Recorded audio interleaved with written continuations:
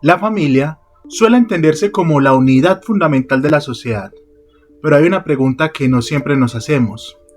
¿Qué pasa con la familia cuando atraviesa años de violencia? ¿Qué cambia cuando el miedo deja de ser un momento y se vuelve parte de la vida cotidiana? En Colombia, muchas veces se habla de la paz como si fuera únicamente el silencio de los fusiles, como si al terminar la confrontación todo pudiera volver a ser como antes. Pero hay algo que no se detiene tan fácilmente, porque durante décadas la violencia no solo ocurrió en los territorios, también entró a las casas. Y al entrar a las casas, transformó la manera que las familias viven, se relacionan y se entienden a sí mismas. Entonces la pregunta ya no es solo cómo se alcanza la paz, la pregunta es otra. ¿Cómo se construye la paz en una sociedad que ha crecido en medio del miedo? ¿Cómo se habla de lo que pasó, cuando durante años lo más seguro siempre fue callar? A continuación, escucharán el tercer episodio de esta serie dedicada a entender el conflicto colombiano, sus causas, sus huellas y sus voces. En este episodio vamos a acercarnos a lo que cambia dentro de la casa, a cómo la violencia deja marcas en las familias y a lo que ocurre cuando el miedo no se queda fuera, sino que se instala en la vida cotidiana. El objetivo es sencillo: prohibido olvidar, porque para crecer hay que recordar. Esta serie está inspirada en los informes del Centro Nacional de Memoria Histórica, en los viajes que hemos realizado por la Colombia profunda, y está dedicada de corazón a las comunidades indígenas, negras y campesinas que históricamente han sido víctimas del conflicto colombiano.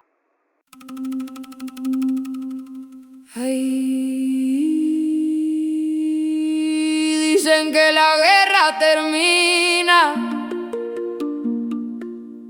cuando callan los fusiles, pero nadie cuenta cómo sigue viviendo el miedo dentro de la casa.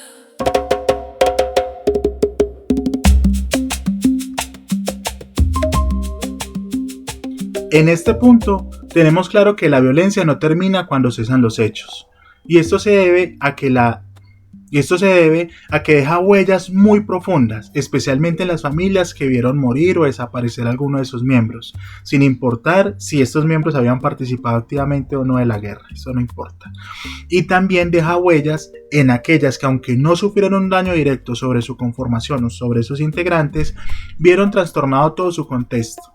Aún así, aunque sabemos esto, y aunque durante años se ha hablado de verdad, justicia y reparación como los caminos para sanar, en la práctica estos procesos han sido parciales, insuficientes o distantes de la vida cotidiana de quienes han vivido el conflicto. Solo basta con preguntar el tipo de vida que hoy llevan los victimarios y sus familias, en contraste con la de cientos de víctimas sumidas en la pobreza económica y en la angustia emocional sostenida de haber visto, de un momento a otro, destruido todo su proyecto de vida y continuar siendo ignoradas por la sociedad en su conjunto. De todas formas, resilientes como pueden ser, las familias colombianas han tenido que seguir adelante como han podido, haciendo de tripas corazón, guardándose lo que les duele y continuando su camino. Pero, de todas formas, es necesario entender que, si bien se ha presentado una extraordinaria plasticidad por parte de las familias para adaptarse a las condiciones cambiantes del contexto, lo extenso del conflicto ha ocasionado que lo que debería ser una anormalidad, resultado de una adaptación a unas condiciones específicas, se transforme en una constante, en una forma de ser, que trastoca los lazos familiares y las formas como se relacionaban las familias previo al conflicto.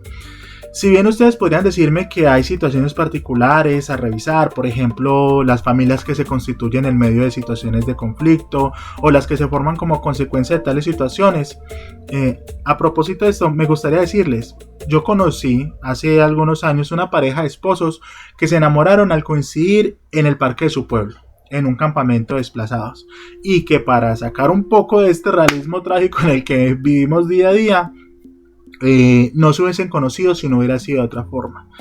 Ellos me contaban que entre esperar las ayudas, dormir bajo las estrellas y compartir angustias surgió el amor. Y de ese amor a hoy han surgido tres hermosas niñas. Entonces ellos, si bien son víctimas, parecen llevar una vida normal y las huellas de la violencia no se pudieron imponer en su caso a la hermosa familia que pudieron edificar. Sin embargo, esta historia tristemente es una excepción entre muchas que no contaban con la misma suerte. Por eso en esta ocasión lo que nos interesa, o mejor dicho, aquello alrededor de lo que reflexionaremos, son las situaciones que resultan comunes a todas ellas. Y esto es las formas como se presentan las huellas de la violencia, sobre todo cuando esta violencia es continuada en el tiempo, de modo tal que modifica las conductas y las lleva a parecer como normales. Para que ustedes se hagan una idea, en una de las entrevistas a jóvenes que realicé, uno de ellos me decía que no entendía, pues me decía, no, mira, yo no entiendo la atención que le dan a mi hermana, si ella no hace nada.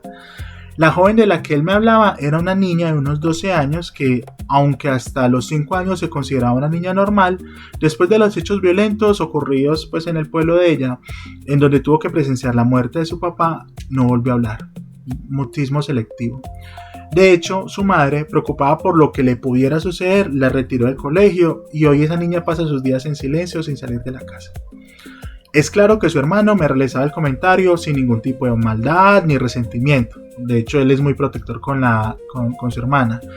Pero también es claro que ese joven no contaba con los recursos para comprender que su hermana había sufrido un daño a causa de la guerra. Aún así, lo revelador es que él consideraba que su conducta era normal y quizás la atribuía a algún tipo de deficiencia de la niña porque, como me revelaría después, ver morir gente no era tampoco para tanto. Eso es lo que él me decía. Así que es claro que a medida que transcurre el tiempo, empiezan a aparecer cambios que no se anuncian, no llegan de golpe, no tienen una fecha clara, pero se sienten y se comienzan a ver como normales.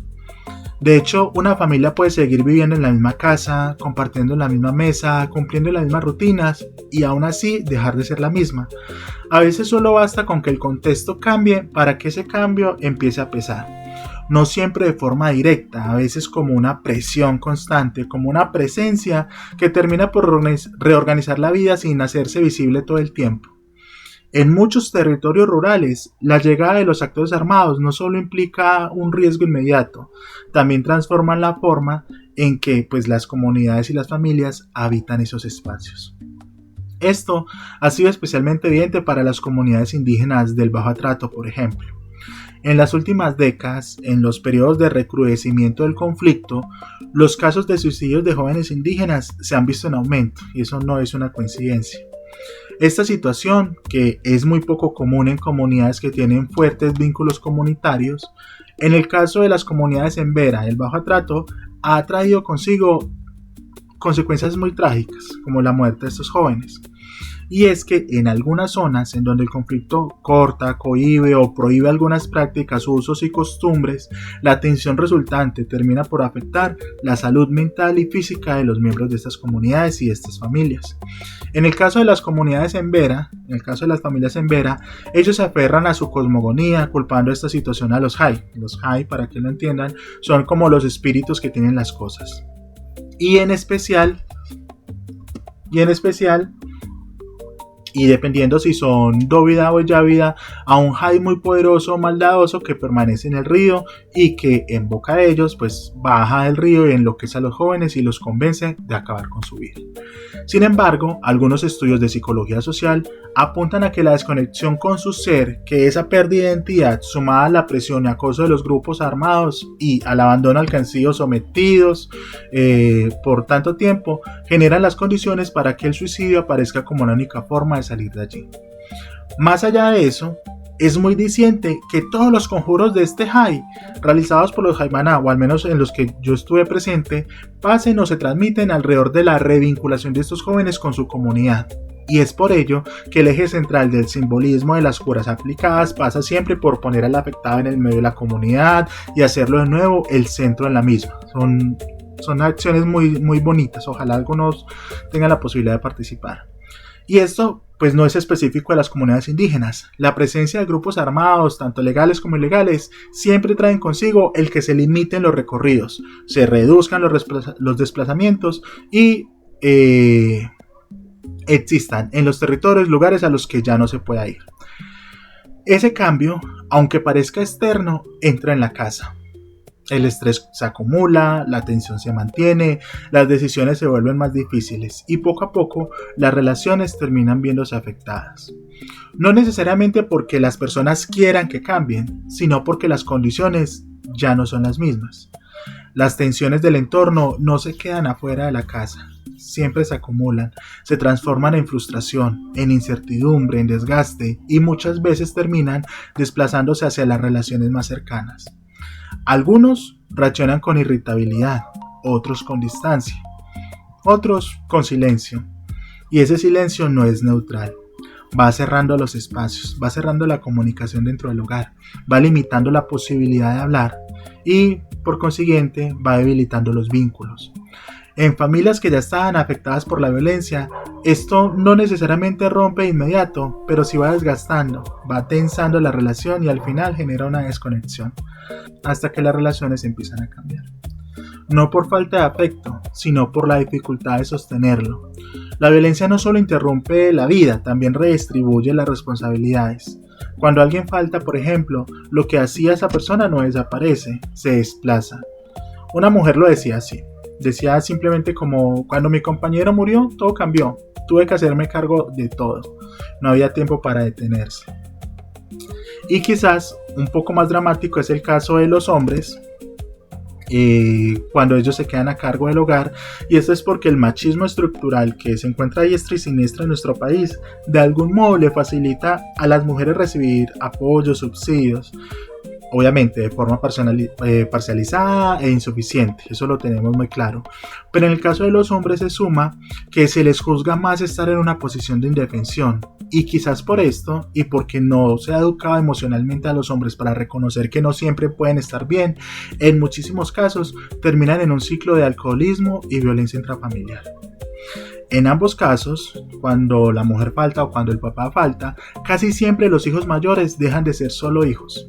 La infancia se acorta y esos cambios no siempre se reconocen como cambios, se asumen como necesarios, porque pues terminan siéndolo, pero tienen un costo.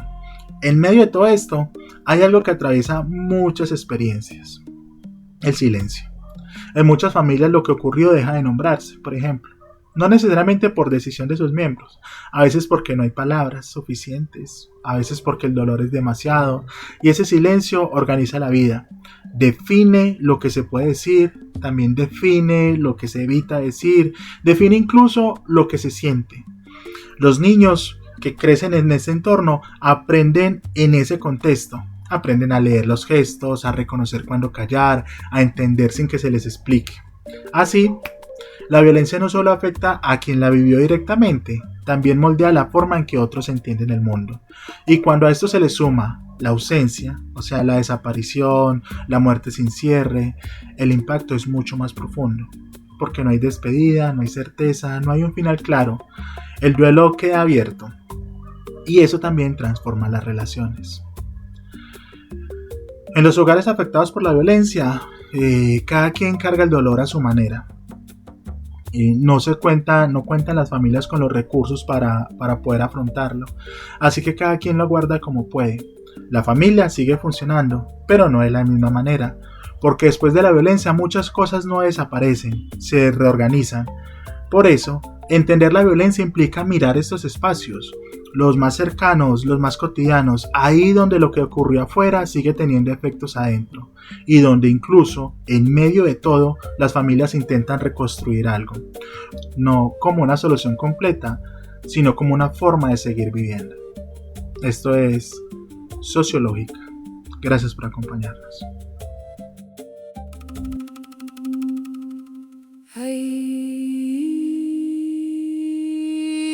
Dicen que la guerra termina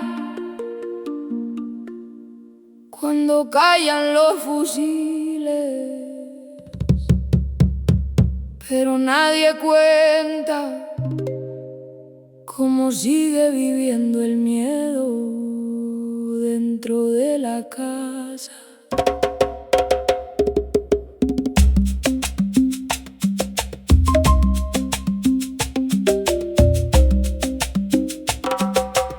Se fue la lluvia por el río a trato, pero el silencio se quedó amarrado. La mesa sigue puesta en la cocina, pero hace falta el que nunca ha regresado. Mamá no llora cuando cae la noche, llora callada pa' que no la vean. Los niños crecen mirando al suelo, aprendiendo pronto lo que no debieran.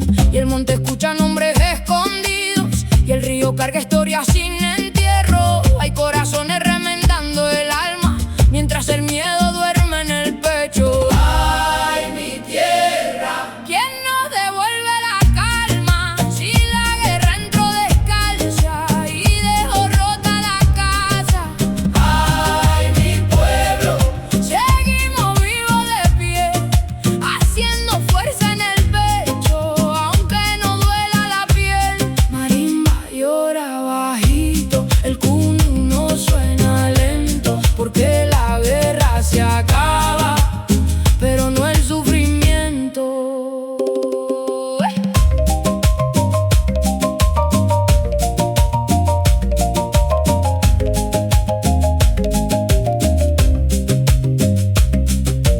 Dicen que el hombre no puede quebrarse, que debe aguantar aunque el mundo pese. Y hay tantos padres tragando silencio, mientras el alma poquito a poco envejece. Una niña mira fijo la ventana, desde aquel día no vuelve a hablar, porque hay dolores que se quedan quietos y ni el tiempo los puede sacar. En los recuerdos canta la montaña, los jaibanas llaman a los espíritus, buscando el modo de traer de vuelta a los jóvenes que el miedo fue consumiendo. Pero escucha, aunque el dolor dejó cicatrices, todavía hay manos sembrando vida. Hay amores nacidos del desplazamiento, familias hechas con pedazos del viento, gente que baila aunque tenga tristeza, porque resistir también es una forma de belleza.